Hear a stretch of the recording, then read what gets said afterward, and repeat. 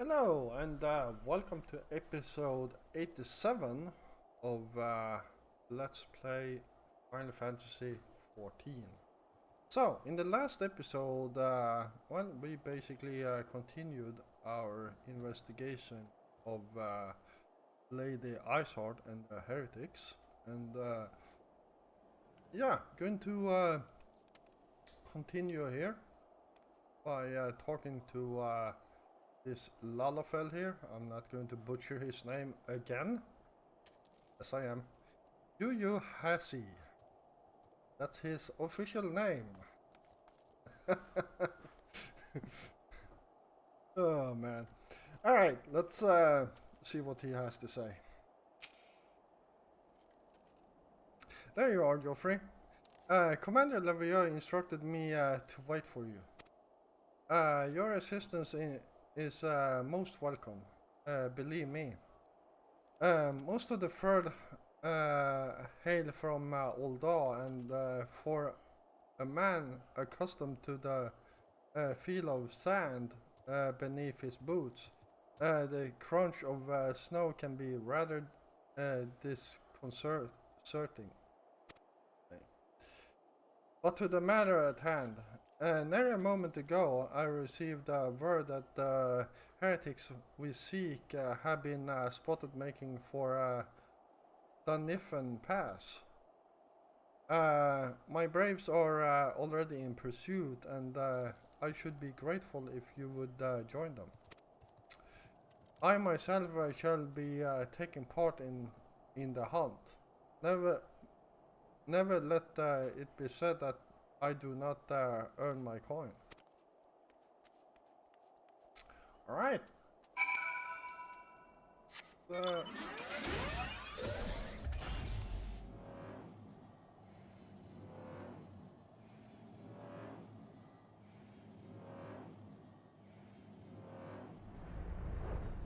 So,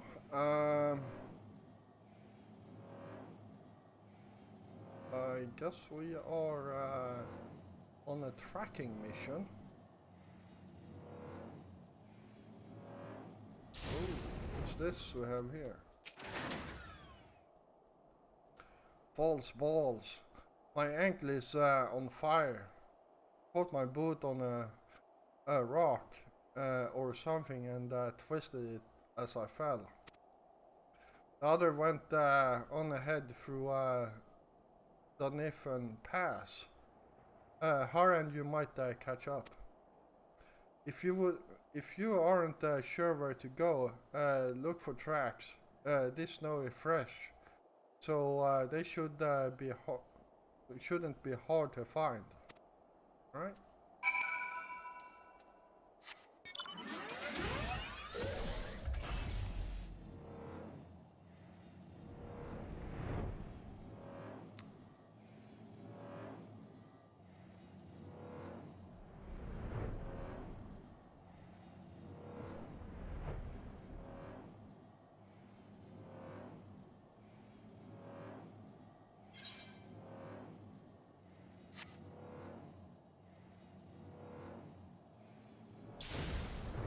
I got this terrible feeling that last time I did this, I didn't have flying. Because I distinctly remember riding around these while this red mountain here.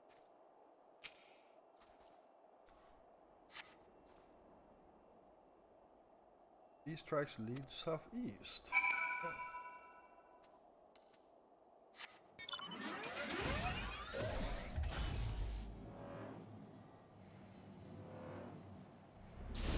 Here's someone.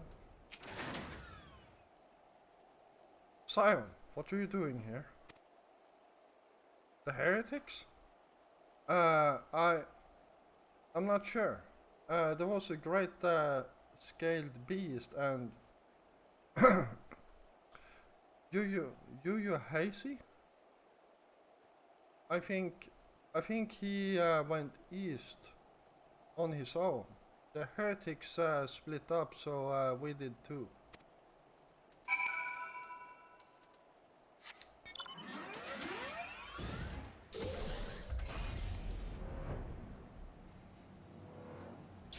Go. Ooh. Looks like we are in for a fight.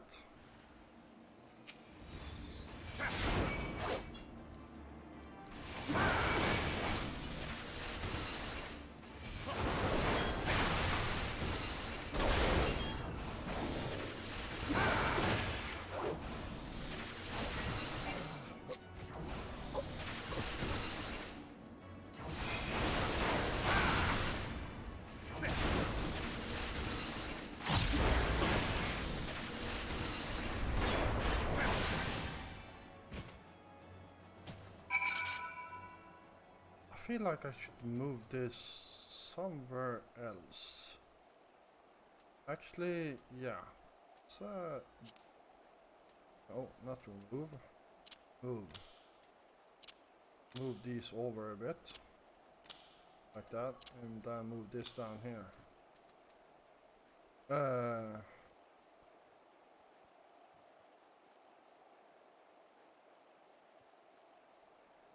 Hi. Flame. Deliver an attack with the potency of 100. So that one, that one. Yep. Alright. And let's lock the bar again.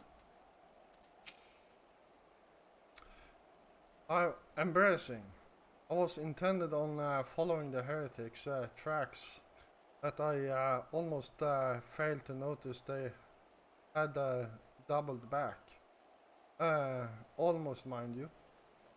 One tried to sneak up behind me and got a knife in the gut for his troubles. I fought myself alone, so I started searching the dead man's knapsack for anything of interest. And lo and behold, before his friends found me, I came upon this.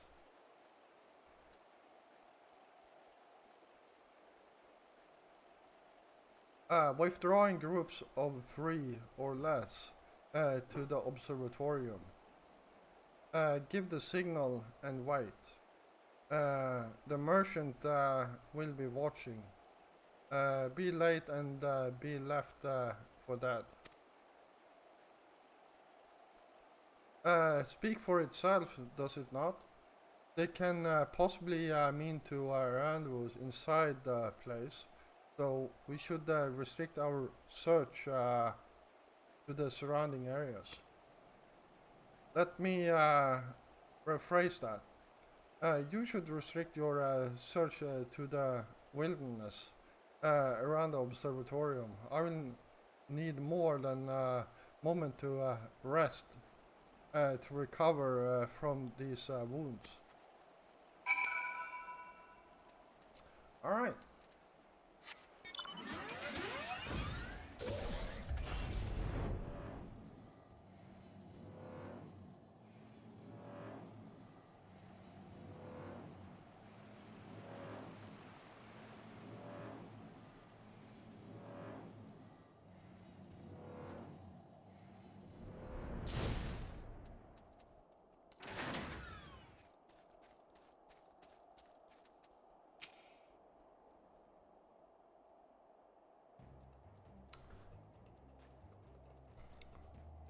I'm through with listening to your excuses. We'll leave now. How? The woods are crawling with those blue coats. And the knights are searching every wagon that passes through the gates.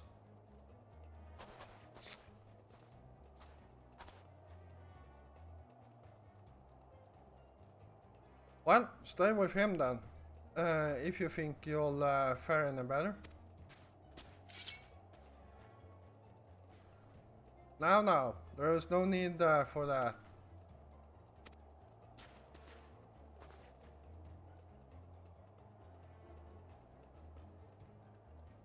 There are places like this in my homeland.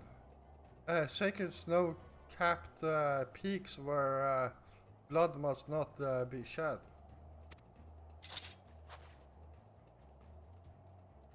Yet your lands ever first for the blood of the fallen, and by your deeds it has drunk deep. No, no, I have done no wrong.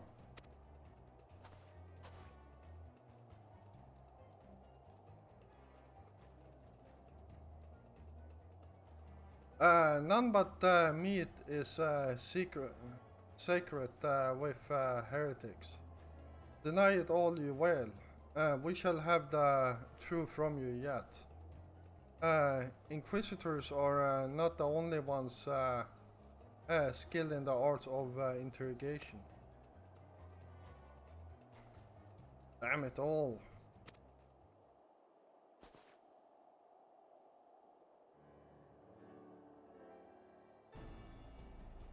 Fancy meeting you here, Geoffrey. I presume you work with the third brought you hither? What a tangled web. Lest you wonder, we came not for the heretics, but for the merchant who has been conspiring with them. He came to our attention during the course of our investigation into the ivy. It beggars belief, I know, but it seems our favorite Gaulian spy may have been providing assistance to Isard. Were it not for the efforts of Lady Ugiri and her shinobi, we might never have discovered this connection. Master Elfnode is too kind. I fear my people and I have done little to aid your search for the spy. We long to strike back against the Empire and weaken their influence in this land. To prevent the tragedy which befell Doma from recurring. The days ahead and the work they promised will require a very particular set of skills. Skills which I'm fortunate enough to possess. If you will allow it, I would accompany you until the investigation is complete. That is most gracious. That is a most gracious offer, Lady Ugiri, and one which I gladly accept. Thank you. Thought I may disappear for a time. Know that I shall never be far, and I shall always be watching. A comforting thought. Come, Geoffrey. Let us wait inside the Captain Ilbert's. Let us wait inside for Captain Ilbert's return and deliver his report.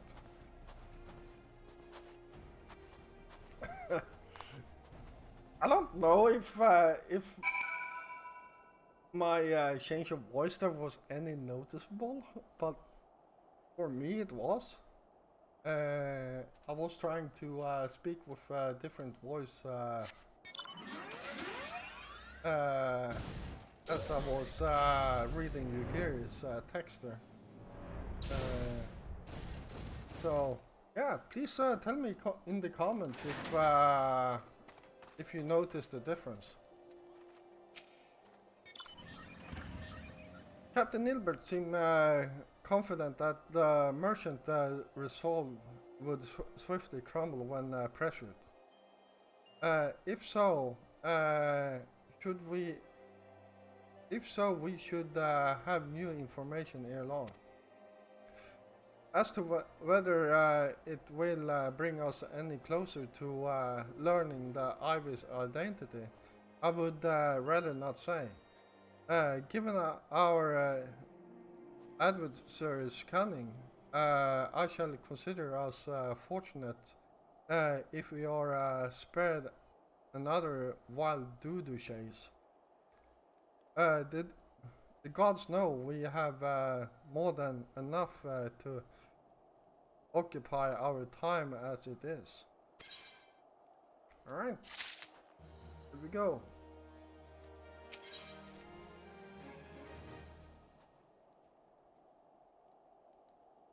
Yeah.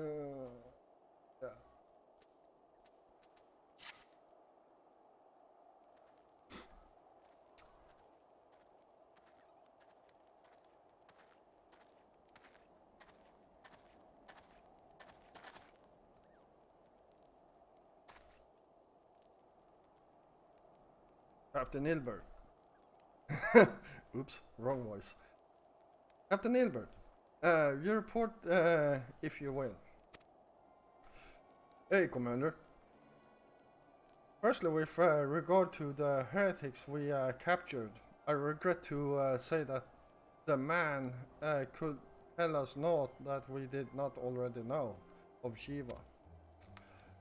We have since handed him over to the Ishgardian authorities. Henceforth, the Holy See will pursue the matter independently. Our inquiries concerning the ivy, however, have proved more fruitful. We have ascertained the channel by which her heretics acquired their information on the shipment routes. Go on. You will recall the flame we first identified as being the Ivy's employ. In the Ivy's employ. From him we were able to trace a trail of conspirators, each taking us closer to his master. Alas, the trail came to a abrupt end. Fearing that the investigation had been compromised, we took the necessary step of detaining all suspects of conspiracy. There were 5 on our list, including a flame station that Revan stole. The man's primary duty was to keep an inventory of donations from abroad, the particulars of which we would share with benefactors, thereby ensuring the needs did not go unfulfilled. By virtue of his role, he was privy to the details of all the shipments bound for the settlement. Needless to say, that included those originating from House 4 Thames. He knew the precise route the caravan would take, and he sold that information to a merchant. I think I can guess which one. None other. With a little encouragement, he soon confessed to knowingly aiding abetting the heretics. Well, that is one mystery solved, at least. But what of the ivy? Are we any closer to pricing of his mask?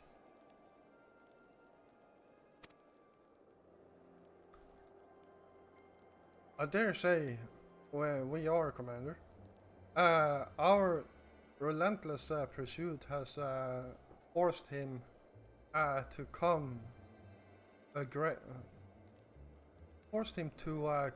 commit a grave error. In a desperate bid to cover his tracks, the Ivy resorted to exercising certain administrative powers available only to a high-ranking member of the Immortal Flames.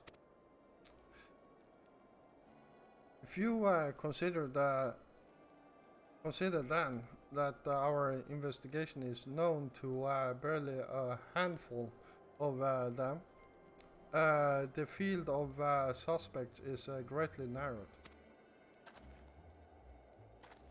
You mean to say that the agent is amongst Robon's innermost circle?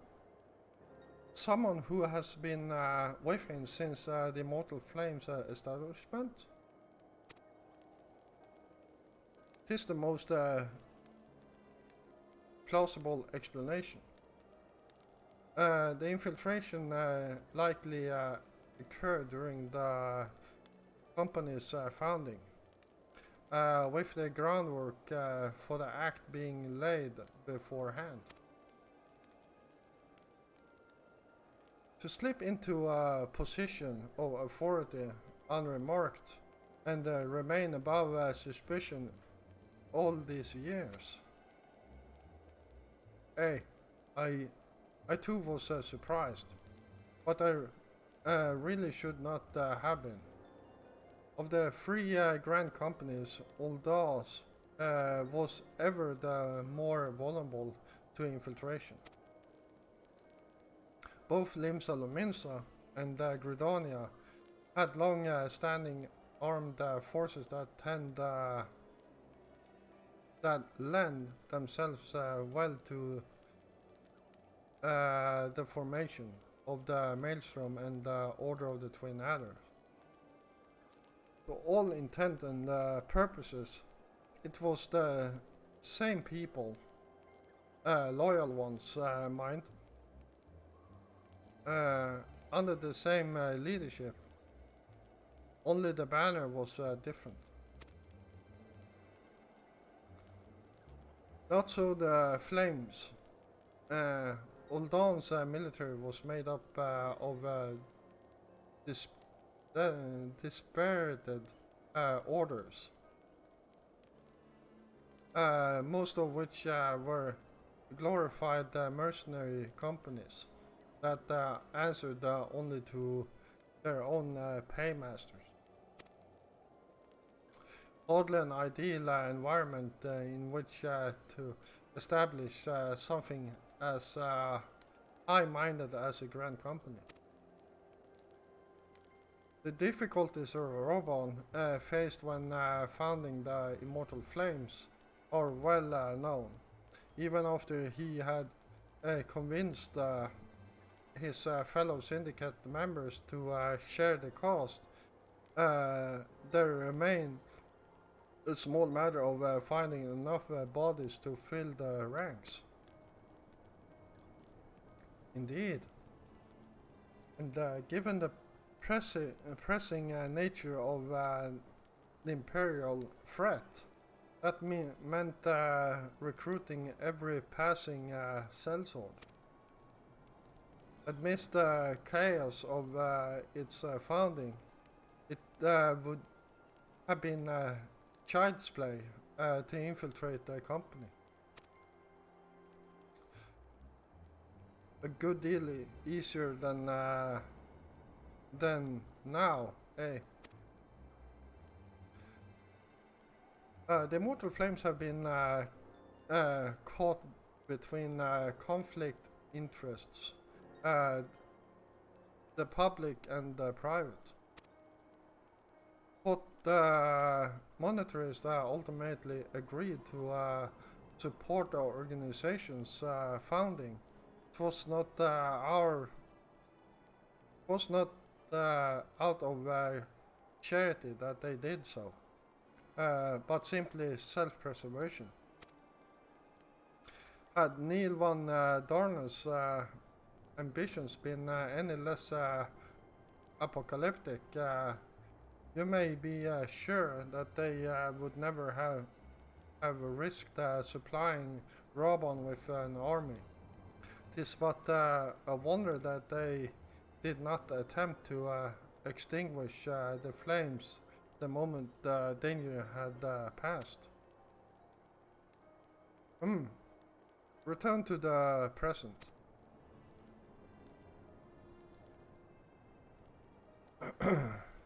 Even as we speak, our Doman allies are shadowing several high-ranking flames, any one of whom could be the Ivy. Desiring to deal a blow against the Empire, the refugees were eager to lend us their aid. I expect to hear from them ere long. Very good. Pray continue your investigation with the first. Meanwhile, I have the second attend to the unrest. The third can join the fourth in inspecting the crystal shipments. If they noticed anything unusual, I want to know about it. If Shiva is summoned in like manner to the other primals, the heretics will be looking for further supplies. Understood, Commander. I shall send a word to Sir Emmerich informing him of our success in identifying the heretics. The heretics abettors. Hopefully the information will be of some use to the Ishgardians. It is time, Commander. Yes, I'm aware. An emergency council of the Alliance leadership has been called. There have been development in Garlemald, it would seem. As a commander of the Crystal Braves, my presence has been requested. I would have you accompany me, Geoffrey. As the realm's stoutest champion, it is only meet that you it is only meet that you be present for the discussions. Oh, and antecedent has already given her consent. Let you worry. All right. Oh, Jesus.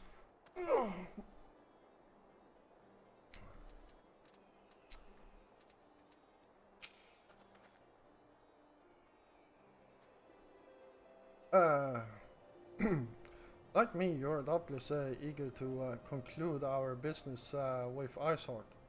But until another path to her sanctum is found, we shall remain beyond. She will remain beyond our reach. Minfilia and Archons are sparing no efforts to secure an alternative route.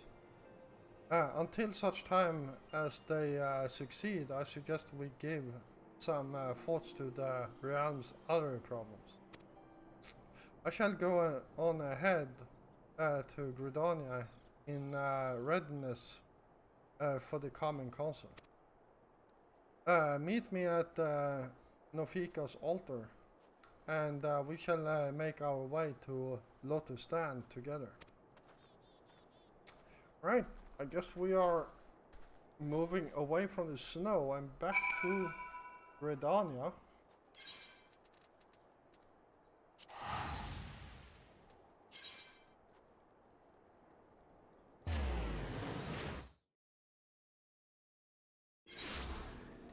Don't know why I actually opened the map there. Alright,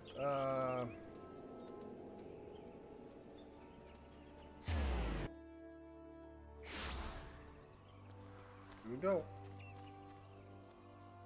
There you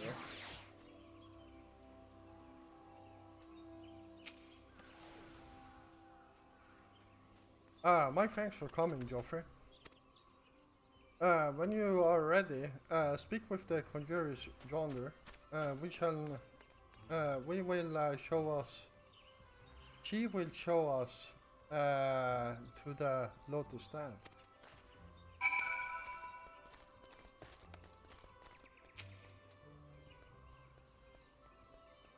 Ooh.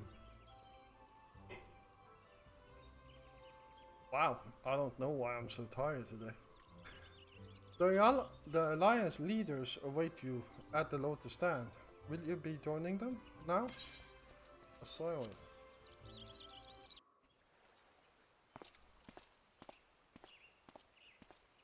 And I think this will be voiced. Change has come to the Garlean Empire, and we must discuss the implications. The rumors are true, then? The War of Succession is ended? It is. A new emperor reigns in Garlemald. Who?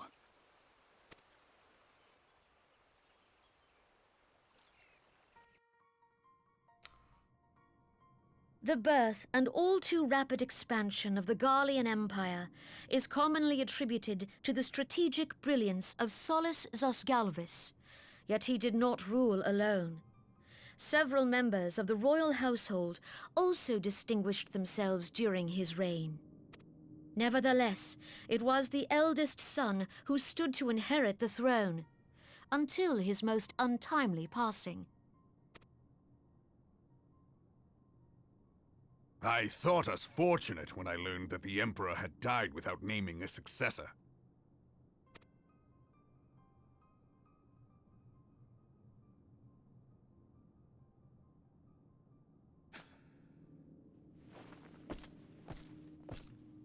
Would that the Garlean Empire had died with him.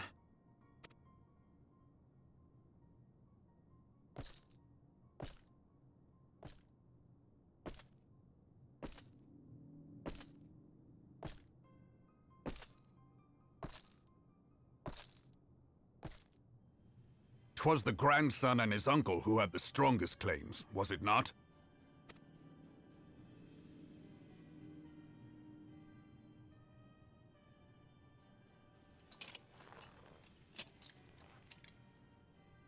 Indeed, yet claims count for little without the power to assert them. High Legatus Varus Ye Galvus is a respected military leader. Not so his uncle.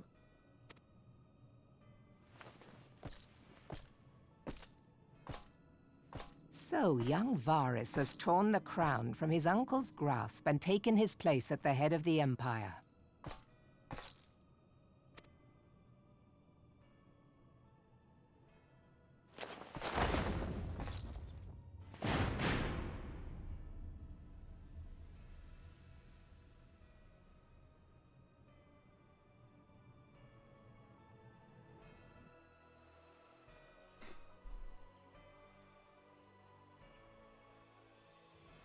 Given the troubled nature of his succession, the new emperor will require time to seal his grip on power.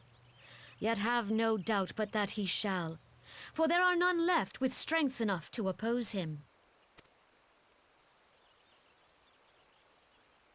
Since the success of Operation Archon, the remnants of the 14th Legion and the forces occupying Alamigo have done naught but fortify their positions.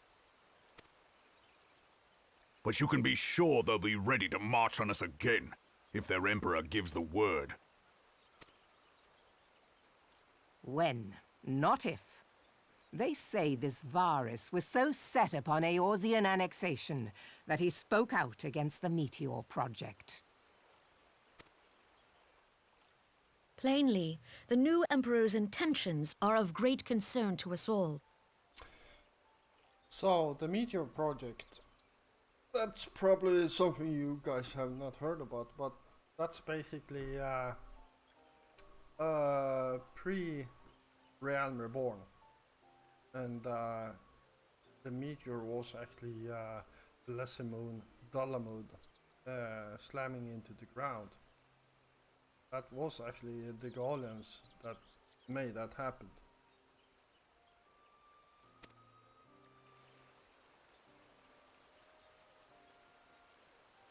I propose that we set aside the Cartno dispute for the present, and discuss what measures the Alliance might take to prepare for a resumption of hostilities with Garlemald.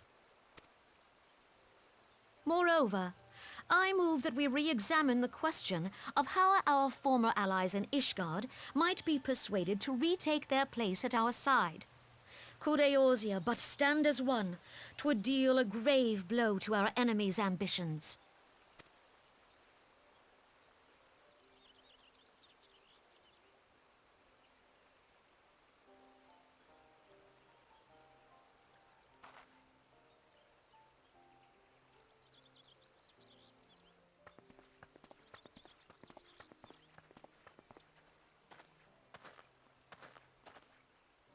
Well, I suppose we should be grateful that they have finally acknowledged the inevitability of Imperial attack. Who knows? They may even do something about it. If only the leaders of Ishgard would follow their example and stop hiding behind their gates, praying for the coming storm to pass them by. But that is a discussion for another time. At present, I am more concerned by the fact that the Alliance's mooted preparations will be made known to the Garleans many moons before their coming. So long as the ivy eludes our grasp, no secret is safe.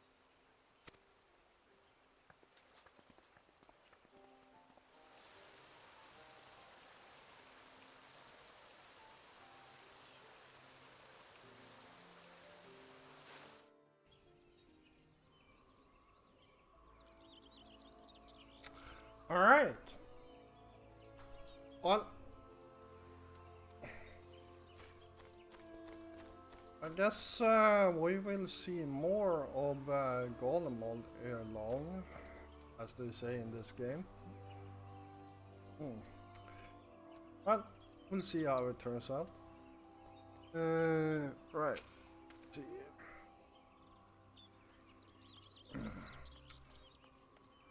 It will not have escaped your notice that the nation of Eorzea are no nearer to being of one purpose, despite their protestations to their country. Plainly, the threat of the resurgent Garlemald is not enough to stir them. And the reason for this? Deep-rooted mistrust amongst the citizenry.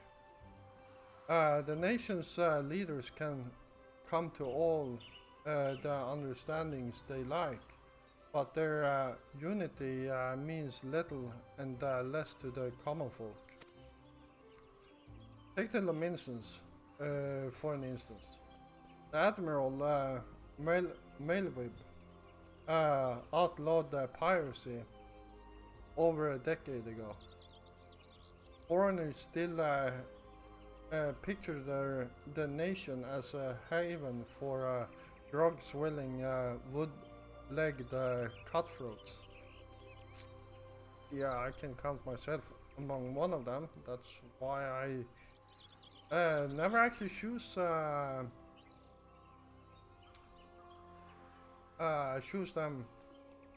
when I pick the Grand Company.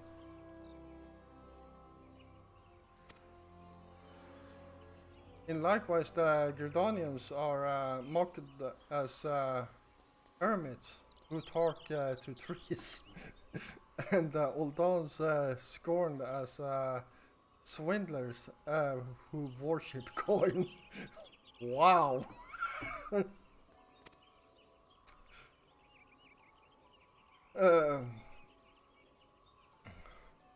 Not that such sentiments are entirely without grounds, of course. Take that pillar of Uldan society, Teleledji, Adaledji, for example. But that is besides the point. The fact is that people are wary of outsiders, whether they have cause to be or not.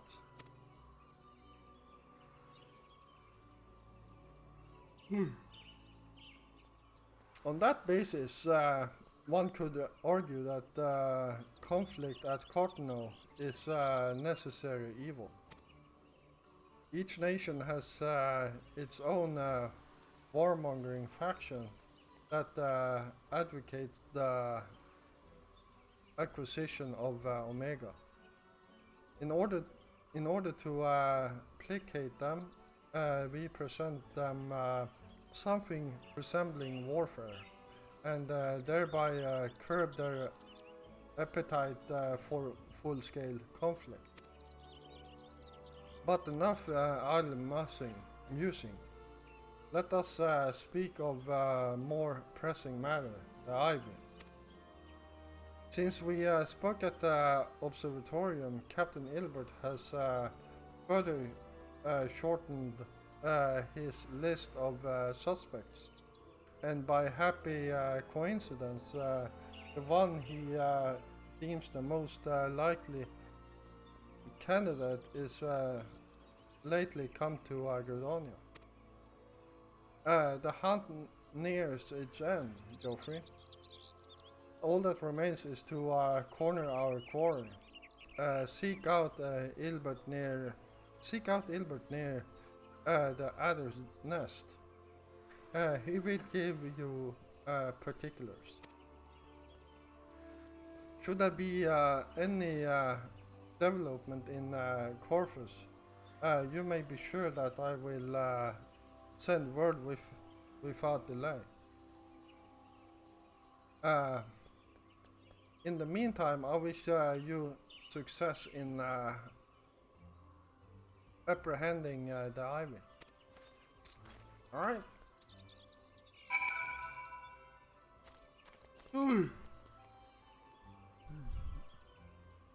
Well, I feel like that's a good place to end this episode.